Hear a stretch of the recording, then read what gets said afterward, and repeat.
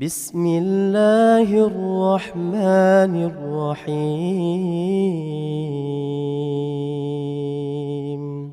Bismillahirrahmanirrahim. Alhamdulillah wassalatu wassalamu ala Rasulillah Muhammadin wa ala alihi wa ashabihi wa man tabi'ahum bi ihsanin ila yaumiddin. Saudara-saudaraku kaum muslimin dan kaum muslimat rahimani wa rahimakumullah. Alhamdulillah kita kembali bertemu di acara interaktif di sore hari ini dari studio ya siar Tweet Aceh FM di Mati.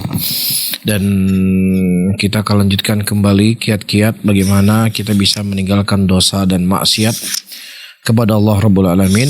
Pada pertemuan yang lalu kita membaca kiat yang ke-7, maka pada sore hari ini kita lanjutkan kepada kiat yang ke-8. Disebutkan oleh Imam Ibnul Qayyim rahimahullahu ta'ala, ya, membayangkan kebersamaan Allah dengan makhluknya. Dan ini ada dua macam, yaitu kebersamaan secara umum dan kebersamaan secara khusus. Kebersamaan yang bersifat umum adalah Allah Subhanahu wa ta'ala melihatnya secara langsung tanpa terhalang oleh apapun. Ya, hal ini telah dijelaskan sebelumnya. Namun yang dimaksud di sini adalah kebersamaan secara khusus, seperti firman Allah dalam ayatnya, Innallaha ma'as sabirin. Sesungguhnya Allah beserta orang-orang yang bersabar. Dan juga Allah mengatakan Innallaha ma'al ladzina taqaw wal ladzina hum muhsinun. Sesungguhnya Allah beserta orang-orang yang bertakwa dan orang-orang yang berbuat kebaikan. Kebersamaan yang khusus ini lebih baik dan lebih bermanfaat di dunia dan di akhirat baginya, daripada mengumbar semua nafsu syahwatnya dari masa muda hingga tiba ajalnya. Bagaimana bisa dia mengutamakan kenikmatan sekejap yang dia habiskan sepanjang umurnya yang singkat, padahal ia tidak lain ibarat mimpi dari tidur atau bayangan yang akan segera sirna. Ayyuhal hadirun wal hadirat, sahabat pendengar Radio Siar Tweet Aceh 96,1 FM dan juga Radio Kans 106,1. Ikut Radio Kans? Mau nggak ikut hari ini? Baik. Sahabat pendengar Radio Siar Tweet Aceh 96,1 FM, ya, apa yang diterangkan dan dijelaskan oleh Imam Ibnul Qayyim dalam poin yang ke-8 ini adalah sesuatu yang sangat jelas dan sesuatu yang sangat gamblang. Ya, dan apa yang telah kita jelaskan pada pertemuan yang lalu. Ketika seseorang dia mencintai Allah dengan cinta yang benar, maka dia akan berusaha untuk melakukan apa yang dicintai oleh Allah. Dia berusaha untuk melakukan apa yang diridhoi oleh Allah. Ya, dan dia harus menyadari Allah Subhanahu wa ta'ala mengetahui segala apa yang ada pada dirinya, apa yang nampak dan apa yang tidak nampak. Ketika kita bisa menjaga diri kita kesopanan, ya, kita lagi di studio sedang berbicara, ya, tentunya saya mungkin nggak ngorek-ngorek hidung, ya, saya nggak ngorek-ngorek telinga, ya, atau misalnya saya bersih-bersihkan gigi. Ini hal nggak dosa, ya, tetapi orang melihat kita sedang apa yang kita buat. Ada rasa malu kita dari melakukan perbuatan-perbuatan yang sebenarnya itu bukan perbuatan dosa, tetapi nggak pantas. Nah, apakah lebih pantas kita melakukan sesuatu yang itu berbau dosa dalam keadaan Zat yang memberikan nikmat kepada kita siang dan malam melihat apa yang kita lakukan? Dan inilah yang harus kita tanamkan dalam kolbu dan hati kita. Kebersamaan Allah Subhanahu wa ta'ala selalu bersama kita. Dalam arti kata Allah melihat apa yang kita lakukan.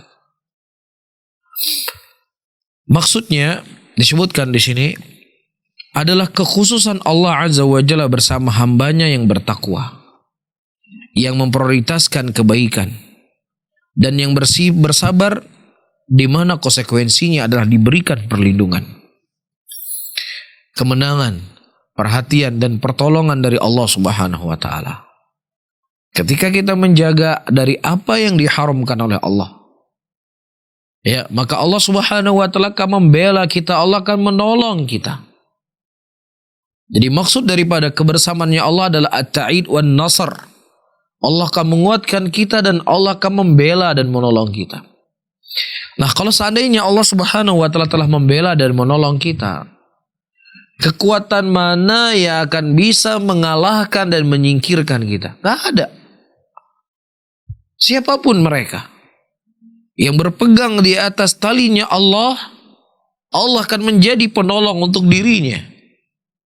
Law ijtama'u minal jinni wal insi ayyadurruka bi syai'in lam yadurruka illa ma qad kataballahu laka wa 'alaik. Kalau seandainya seluruh jin dan manusia mereka berkumpul bersatu padu untuk memberikan mudarat kepada dirimu, maka niscaya mereka tidak akan mampu melakukannya kecuali apa yang telah Allah catat untuk dirinya. Nah, begitu juga ketika seseorang hari ini banyak memiliki banyak yang mendukungnya, banyak yang membelanya, banyak yang menolongnya. Dia memiliki orang di sini, orang di sana, orang di sini. Ya, memiliki kedudukan yang tinggi di tengah masyarakat. Tetapi ketika dia tidak menjaga hubungannya dengan Allah, ketika dia tidak menjaga batasan-batasan Allah, maka sekuat apapun tenaga yang dia miliki, sekuat apapun kekuatan yang dia punya di tangannya dan di sekitarnya, maka itu tidak bisa memberikan pertolongan untuk dirinya sedikit pun. Oleh karena itu, ayyuhal ikhwah rahimani wa rahimakumullah, di dalam kita menjalankan dakwah ini,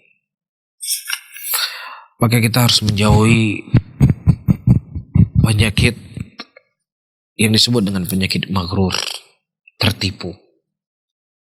Ya, sudah banyak orang-orang yang ikut pengajian.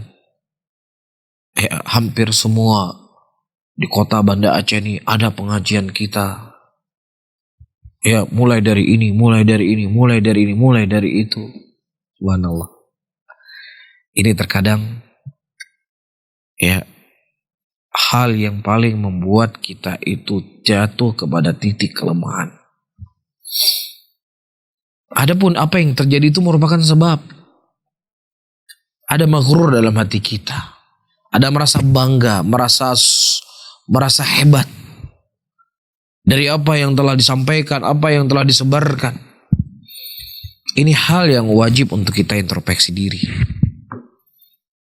Ya, gak ada habis-habisnya kita nunjuk fulan, ini Alan, oh dia begini, oh dia yang buat ini, oh dia yang buat itu. Kita punya andil di sini yang harus kita memperbaiki kolbu kita. Inilah sebab kelemahan. Dan saya tegaskan kembali, ini merupakan sebab utama kelemahan kita. Maghrur, tertipu. Ya, kita melihat bagaimana Allah menceritakan dalam Al-Quran. Ketika para sahabat Rasulullah SAW, sahabat Nabi, ketika mereka merasa bangga dengan jumlahnya yang mengikuti mereka, Allah ingatkan dari langit ke-7. Ya, apa yang ada dalam kolbu mereka tersebut. Dari sisi lain mereka adalah orang yang taat sama Allah. Nah, kita maghrurnya iya, bangganya iya, dosanya juga iya. Ya, dan juga bermalas-malasan juga iya. Ya, terkadang kurang keikhlasan juga iya. Banyak sebab-sebab. Yang satu sebab saja yang ada dijalani oleh para sahabat Rasulullah dalam perang Hunain, bagaimana Allah menegur. Jadi ayo rahimani wa rahimakumullah, saya mengajak diri saya dan mengajak saudara-saudara saya semuanya ya yang mendengar ceramah di sore hari ini, untuk kita beristighfar kepada Allah, kita memohon ampun kepada Allah, memohon pertolongan dari Allah.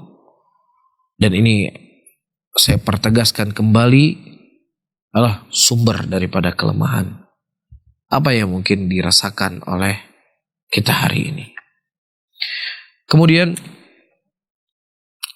kata beliau hafizahullah, intinya Jika nafsu seorang hamba mengajak melakukan maksiat, tetapi ia tetap bersabar dan terus memeranginya, maka dialah yang akan mendapatkan kebersamaan khusus ini. Ya, syaitan menggodanya, nafsu mendatanginya. Ya, kemudian dia halau, dia tekan, dia tahan, agar bagaimana dia tidak terjerumus dari godaan-godaan syaitan tersebut. Maka orang inilah yang mereka akan mendapatkan kebersamaan yang khusus di sisi Allah Subhanahu wa taala. Dan ini dijanjikan oleh Allah dalam Al-Qur'an, innallaha ma'as sabirin. Sesungguhnya Allah Subhanahu wa taala bersama orang-orang yang bersabar. Bersabar untuk tidak melakukan ketaatan kepada Allah, dan tidak melakukan kemaksiatan kepada Allah. Bersabar untuk tidak mengikuti hawa nafsu, tidak mengikuti syubhat dan syahwatnya. Sabar dia. Ya, jadi bukan bersabar ketika ditimpa musibah saja.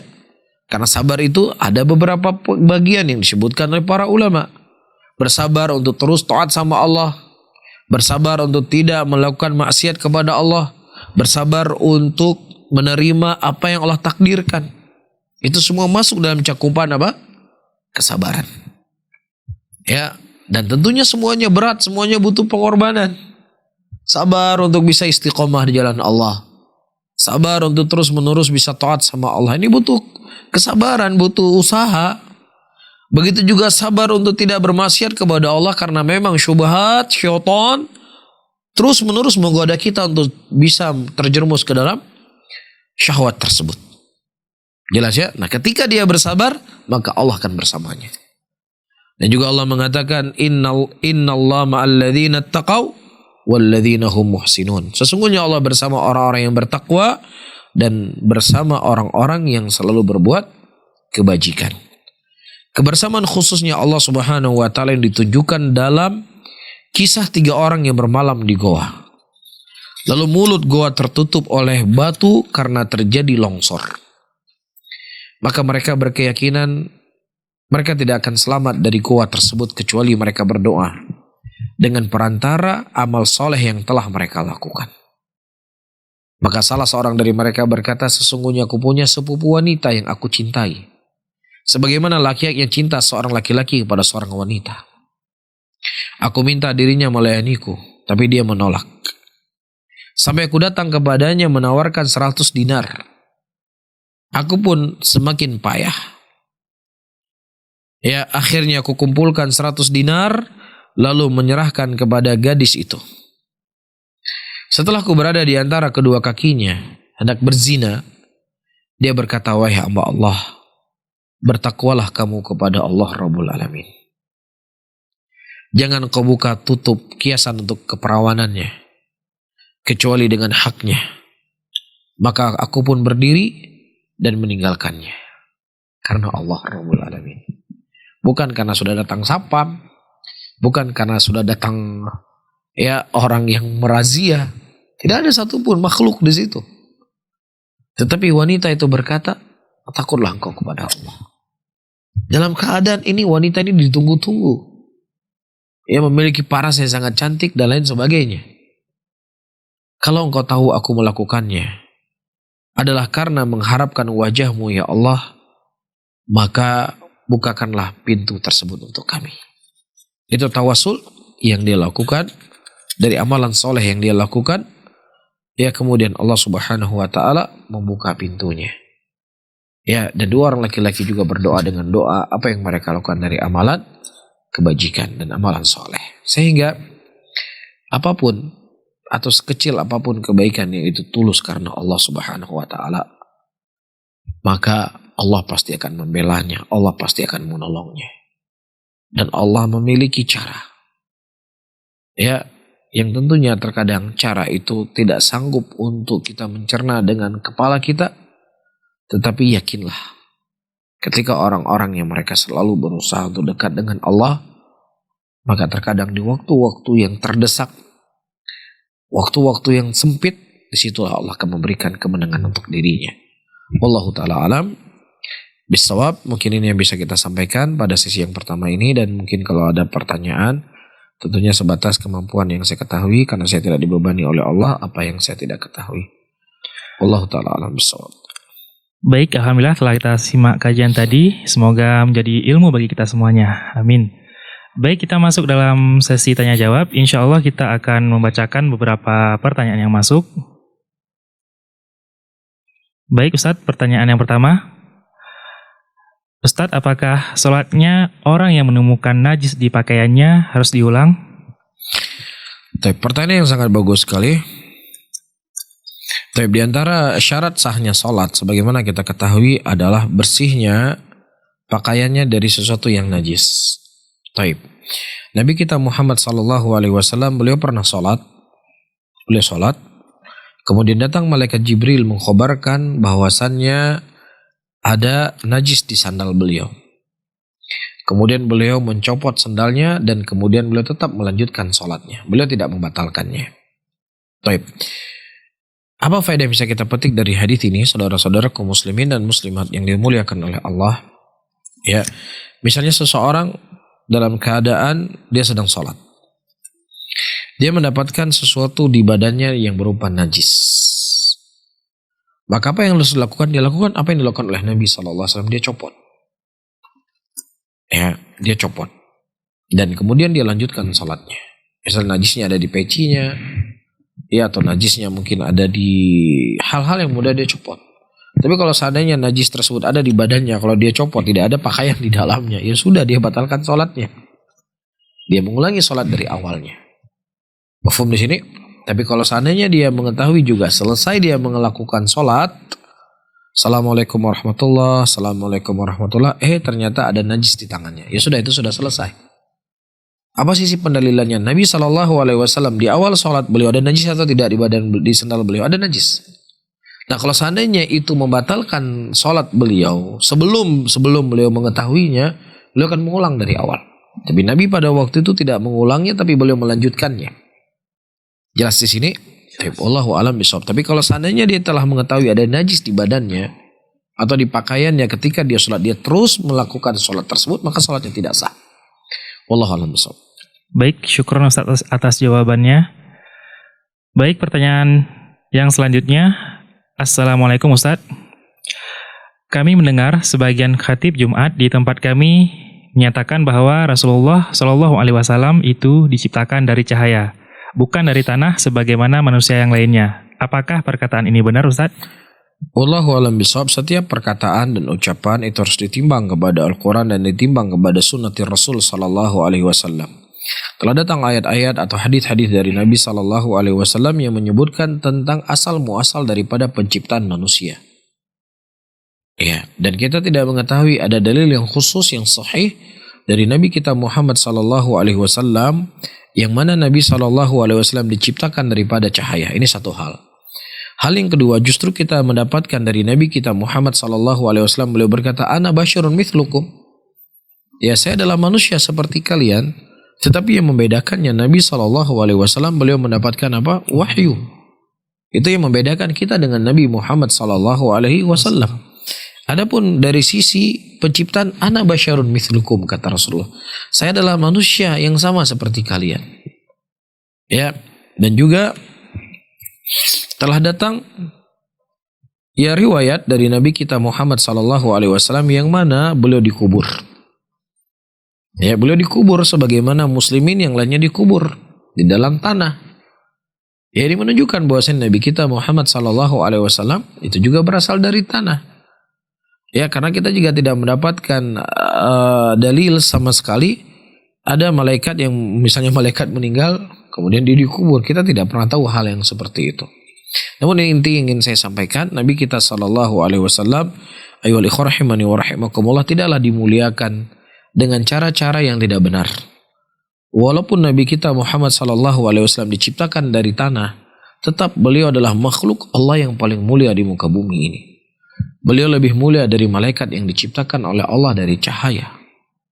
Ya, jadi tidak perlu untuk kita mengangkat kedudukan Nabi SAW dengan hal-hal yang tidak pernah terkhabarkan dari Nabi kita SAW. Jelas ya, beliau terciptakan dari tanah, tetapi bersama dengan itu beliau adalah makhluk yang paling mulia yang pernah ada di muka bumi ini, yang tidak ada bisa menyaingi siapapun ya dari kemuliaan Nabi kita Muhammad sallallahu alaihi wasallam. Sehingga para hadirin dan hadirat yang dimuliakan oleh Allah, ya banyak cara sebenarnya untuk kita memuliakan Nabi. Di antara yang paling mulia, cara yang paling benar adalah mengikuti ajaran beliau, mengikuti sunnah beliau, mengikuti thariqahnya beliau, mengikuti akhlak beliau. Itu adalah cara yang paling mulia di dalam mencintai Nabi sallallahu alaihi wasallam. Tanpa harus kita membawa kisah-kisah Rasulullah kalau seandainya buang hajat tidak ada kotorannya dan seterusnya. Ini adalah sesuatu yang ya tidaklah menaikkan derajatnya Rasulullah sallallahu alaihi wasallam, hanya sebatas beliau tidak punya kotoran. Kemuliaan Rasulullah sallallahu alaihi wasallam itu adalah agung di sisi Allah karena bersihnya hati Nabi Muhammad sallallahu alaihi wasallam. Dan bersamaan dengan itu telah datang hadis kepada kita, Nabi sallallahu alaihi wasallam ketika buang hajat beliau pergi ke tempat yang jauh. Ketika beliau hajat besar, ketika hajat yang kecil beliau pergi tempat yang dekat. Dan kemudian Anas bin Malik menyediakan air untuk membersihkan kotorannya Rasulullah sallallahu alaihi wasallam. Nah, kalau seandainya kotoran tidak keluar, nggak perlu Rasulullah pergi jauh-jauh. Ya nggak perlu Anas bin Malik menyediakan air untuk membersihkan kotoran Nabi sallallahu alaihi wasallam, dan membersihkan tentunya Rasul sendiri. Anas bin Malik hanya menyerahkan air saja. Wallahu a'lam. Baik Ustadz, pertanyaan yang selanjutnya. Assalamualaikum, semoga Allah menjaga Ustadz dan keluarga. Amin, barakallahu fikum. Ana mau bertanya, apakah saya telah berdosa dengan tidak sengaja melihat yang Allah haramkan dan saya bertaubat? Tiba-tiba perkara itu membuat selalu dalam pikiran saya dan selalu teringat. Bagaimana cara menyikapinya? Barakallahu fikum. Baik, Masya Allah, apa yang disampaikan oleh saudara yang bertanya, ya, ketika dia sudah bertobat kepada Allah dan dia menyesali bahwasanya itu adalah hal yang tidak dibolehkan untuk dia melihat, ya sudah, ya dia berharap agar Allah menerima taubatnya dan tidak perlu untuk dia buat was-was dalam kehidupannya. Karena kita khawatir ketika dia was-was, dia akan masuk ke dalam penyakit yang lebih berbahaya dari apa yang telah dia lakukan. Jelas di sini, ya sudah, dia bertawakal kepada Allah, dia kembali kepada Allah, dia menyesali apa yang telah dilakukan, sudah selesai. Dia tutup rapat-rapat, sehingga jangan kemudian dia berpikir Allah nggak mengampuni dosa saya. La taqnatu min an rahmatillah. Jangan kita itu kunut, merasa cukup dari rahmatnya Allah. Allah itu memiliki rahmat yang sangat luas. Kapan kita meyakini seperti ini? Ketika kita dalam keadaan sudah bertobat dari dosa kita. Jangan seseorang dalam keadaan bermaksiat, ya berbuat kezaliman, wah, rahmatnya Allah luas kepada saya. Ini namanya orang yang magrur, tertipu. Allah a'lam bishawab. Baik, ini insya Allah Ustadz pertanyaan terakhir. Nah. Assalamualaikum Ustadz. Waalaikumsalam warahmatullahi wabarakatuh. Mohon nasihatnya, bagaimana solusi bagi iman yang melemah? Taib, sebagaimana akidah Ahlussunnati wal Jamaah, al-imanu yazidu wa yanqus, yazidu bi ta'wa yanqus bil ma'siyah. Iman itu naik dan turun, naik dengan ketaatan dan berkurang dengan kemaksiatan. Dari konsep yang telah disebutkan oleh para ulama Ahlussunnah tentang masalah ini sangat jelas dan gamblang bagi kita. Apa hal-hal yang bisa menaikkan keimanan kita? Perbanyak ketaatan. Ya, apa hal-hal yang bisa mengurangi iman kita? Dengan kita menjauhi maksiat. Maka seseorang itu akan mengetahui mana jalan-jalan yang dia akan terjatuh ke dalam maksiat, dia jauhi. Mana jalan-jalan yang akan bisa membantu dan memberikan motivasi kepadanya untuk meningkatkan keimanan, maka dia berdekat dengan hal tersebut. Ya, misalnya dia menjauh dari teman-teman yang jelek, karena teman yang jelek akan mengarahkan dia kepada maksiat. Ya, atau dia mendekat dengan teman-teman yang baik, karena teman yang baik itu akan mengantarkan dia kepada ketaatan. Hal-hal yang seperti ini, apa yang telah diketahui dia dijalankan. Ya, karena banyak orang-orang yang dia mengetahui jalan keselamatan adalah A, tetapi dia tidak mau menjalankannya. Ibarat dia tahu bahwasanya kapal ini akan berjalan, dia mengarungi samudra, tapi kapalnya di daratan. Tidak akan bermanfaat sama sekali. Jadi hal-hal yang akan bisa mengantarkan dia ke dalam kejelekan, dia jauhi. Hal-hal yang bisa mengantarkan dia kepada kebaikan, disitulah dia bersemangat untuk menambah keimanannya. Wallahu a'lam bishawab.